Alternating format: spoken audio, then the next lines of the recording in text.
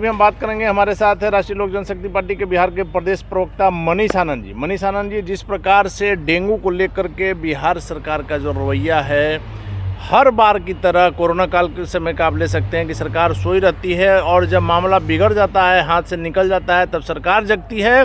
इसमें जनता का नुकसान होता है। देखिए, कोरोना काल में जब कोरोना का महामारी आया था, उस समय हमारी सरकार ने बहुत अच्छा काम किया था। मंगल पांडे जी खुद हॉस्पिटल जा के विजिट करके, आप देखिए जितने भी सरकारी अस्पताल थे, कहीं भी ऑक्सीजन की कोई कमी नहीं थी। लेकिन आज गलत जा रहे हैं। लेकिन आज जो डेंगू की आप बात कर रहे हैं, मंगल पांडे की आप बात कर रहे हैं, उस समय बिहार में जो स्वास्थ्य व्यवस्था की अव्यवस्था सामने आई थी, उसे इनकार नहीं किया जा सकता है। देखिए, इस महामारी में देश विदेश में सब जगह लोग मरे। हम कहाँ कह रहे हैं कि बिहार में डेथ नहीं हुई। बिहार में जो स्वास्थ्य व्यवस्था चल रहा था, वैसा कहीं कोई स्वास्थ्य व्यवस्था की यहाँ उस समय कमी नहीं थी। आप पीएमसीएच गए होंगे, आप देखे होंगे पीएमसीएच में क्या स्थिति थी। ऑक्सीजन की कोई कमी नहीं थी, डॉक्टर 24 घंटा अवेलेबल थे। लेकिन आज जब डेंगू का प्रकोप बढ़ा है, अभी कुछ दिन पहले माननीय उप मुख्यमंत्री गए थे पीएमसीएच में औचक निरीक्षण में, क्या कार्रवाई की है? नहीं, कुछ तो जरूर सुधरा है। क्या सुधरा है? डॉक्टर नहीं, कोई नहीं सुधरा है। अगले दिन का ही आप लोग का रिपोर्ट था, आप लोगों ने पब्लिक से ओपिनियन लिया था, पब्लिक ने साफ कहा था कि कोई फर्क नहीं पड़ा है। आज आप देखिए, डेंगू का प्रकोप लगभग 90%, जितने भी सरकारी या प्राइवेट हॉस्पिटल है, 90% डेंगू पेशेंट है। लेकिन फॉगिंग हो रहा है क्या? वीआईपी इलाकों को अगर आप छोड़ दे, अब हो रहा नहीं, वीआईपी इलाकों में कंकड़बाग का आप एरिया बताइए जहाँ सबसे ज्यादा डेंगू का प्रकोप है, वहाँ कहाँ फॉगिंग हो रहा है? नहीं, अभी तो हो रहा है, हमने अभी भी नहीं। कुछ एरिया में ये है कि कुछ एरिया में जहाँ वीआईपी डॉक्टर्स कॉलोनी वाले एरिया में हो रहा है, जहाँ वीआईपी है कि सरकार सोई रहती है, अचानक से क्यों जगती है जब स्थिति बेकाबू हो जाती है? देखिए, यहाँ तो सबसे पहले कि सीएम की भूमिका कौन निभा रहे हैं, यही सबसे बड़ा कंफ्यूजन है। दोनों चाचा भतीजा में आप खुद देख लीजिए, कंफ्यूजन है। कभी नीतीश जी उप मुख्यमंत्री की जगह मुख्यमंत्री से संबोधित करते हैं। ये तो मिस्टेक हो सकता है। नहीं, ये मिस्टेक नहीं है। इसको आप नीतीश जी से आप मिस्टेक की अपेक्षा नहीं कर सकते, वो बहुत दूर की सोच के बोलते हैं। तो कहीं ना कहीं उनका तंज था। अभी देखिए, इन लोग की भंवर फंसी हुई है, आपस में इतना रस्साकसी हो रहा है कि इनको बिहार की जनता की सुध नहीं है कि बिहार की जनता कहाँ जा रही है।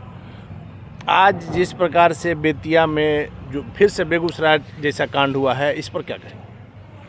देखिए, जब से राजद गठबंधन के साथ नीतीश जी आए हैं, लगातार आपराधिक घटनाएं बढ़ रही हैं। आपको याद होगा, एक समिट किए थे जहां डीजीपी वगैरह बैठे हुए थे, कुछ इन्वेस्टर बैठे हुए थे, उनको आश्वासन दिया जा रहा था कि पुलिस चौकी खोल देंगे। जब इन्वेस्टर आएंगे तभी पुलिस चौकी खुलेगी क्या? वैसे आप अपराधी को स्वतंत्र रहिए कि आप कांड करते रहिए। नहीं, बीटा में भी जहाँ गोली कांड हुआ था बालू को लेकर के, वहाँ भी पुलिस चौकी खोलने की बात है सब जगह, लेकिन खुल नहीं रहा है। मैं वही कह रहा हूँ कि आप इन्वेस्टर के आने का वेट कर रहे हैं क्या? तभी होगा। और जो कोई नहीं आने वाला है। और अगर आपको इन्वेस्टर बुलाना है, उससे पहले जो चीनी मिलें बंद पड़ी हैं, आप उसको तो खोलिए, उससे कितने बेरोजगारों को नौकरी मिलेगी, ये देखने वाली बात है। लेकिन आप इन्वेस्टर बुला रहे हैं, जो आपके यहाँ संसाधन है, पहले उसका तो उपयोग करिए। मोकामा चुनाव को लेकर के बात करेंगे मनीष जी। ऐसे तो गोपालगंज में भी उपचुनाव है, मोकामा में भी है, लेकिन मोकामा अभी हॉट सीट बनी। दोनों सीटें हम लोग जीत रहे हैं, एनडीए दोनों सीटें जीत रही है। आप अनंत सिंह को हरा देंगे मोकामा में? बिल्कुल। किसके बल पर? हमारे प्रत्याशी जो एनडीए के तरफ से खड़े हैं, वो काफ़ी सक्षम प्रत्याशी हैं। मतलब बाघ के सामने बाघ आपने रख दिया है? बाघ के सामने बाघ की चीता के सामने बाघ है, वो आपको इलेक्शन के बाद पता चलेगा। लेकिन हम लोग वहाँ क्लीन स्वीप कर रहे हैं। इसमें दोनों जगह पे कहीं कोई उलझन नहीं है, कहीं कोई परेशानी नहीं होगी। अनंत सिंह को आप हल्के में ले रहे हैं? नहीं, हल्के में नहीं ले रहे हैं। जिस तरह से काम किया गया है अनंत सिंह के द्वारा, वहाँ क्या मोकामा में अगर आप जाएंगे तो किसी की सरकार रही हो, कोई काम नहीं हुआ है। मोकामा का एक टाल इलाका है, जिसे दाल का कटोरा कहा जाता है। आज तक टाल योजना सब लोग, वहाँ के विधायक कौन रहे हैं? नहीं, कोई रहे हो, मुख्यमंत्री बाढ़ इलाका उनका रहा है, लेकिन किसी ने टाल इलाका नहीं किया है। तो उसी को बदलने के लिए हम लोग आश्वस्त है कि जनता उस बदलाव के पक्ष में वोट करेगी, एनडीए गठबंधन को जिताएगी। बीजेपी ललन सिंह के भरोसे है और ललन सिंह सूरजभान सिंह के भरोसे, इसी दम पर आप कर रहे हैं? देखिए, कोई भरोसे नहीं, हम जनता के भरोसे हैं। हमारा काम बोलेगा। पिछली बार भी अगर आप चुनाव देखेंगे तो जनता हम के लोग मात्र भरोसे 1500 वोट मनीष से जी, हारे अगर थे। जनता के भरोसे आप रहते तो मोकामा में क्या आपको बीजेपी का कोई और साफ छवि वाला चेहरा नहीं मिला? नहीं, साफ छवि आप बताइए कि जो प्रत्याशी खड़ी हैं उन पे क्या आपराधिक मामला है? नहीं, अब ये आप घुमाने वाली बात नहीं, कर नहीं, रहे उन हैं, पे उन क्या? पर नहीं है, उनके हस्बैंड पर तो है। हस्बैंड नहीं ना चुनाव लड़ रहे हैं, प्रत्याशी क्लीन है। मनीष जी, जब प्रत्याशी क्लीन है, मुखिया से लेकर के विधायक तक में नहीं, क्या प्रत्याशी पतियों की क्या भूमिका रहती है आपको पता है? इसलिए भूमिका बात क्या को है? आप नहीं, घुमा देखिए, लें। पर्दे के पीछे की जानकारी आप गारंटी से नहीं बोल सकते हैं। आप जिस परिप्रेक्ष्य में आप बात कर रहे हैं, ललन सिंह आज के समय में उन पे कोई आपराधिक चार्जेस नहीं है। फिलहाल उनकी कोई आपराधिक गतिविधि में संलिप्तता नहीं पाई गई है। हम आश्वस्त हैं कि चुनाव फेयर होगा।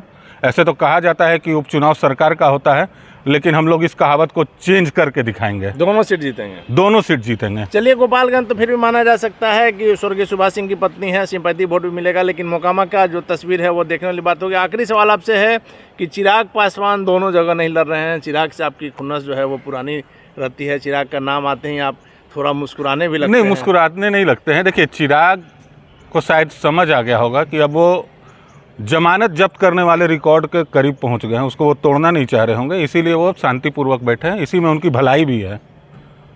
अगर चुनाव लड़ेंगे तो बहुत बड़ा छीछा लेदर होगा उनके साथ। इस कारण से डर से चिराग पासवान नहीं लड़ रहे बिल्कुल। हैं। चलिए, तो ये थे हमारे साथ राष्ट्रीय लोक जनशक्ति पार्टी के बिहार के प्रदेश प्रवक्ता मनीष आनंद जी, जिनका साफ तौर पर कहना है कि बिहार में जो दोनों सीटों पर उपचुनाव हो रहे हैं उसमें इनकी जीत, एनडीए की जीत तय है। और चिराग पासवान मोकामा में सद्बुद्धि आ गई है, डर के कारण नहीं लड़ रहे हैं, नहीं तो उनकी जमानत जब्त हो जाएगी।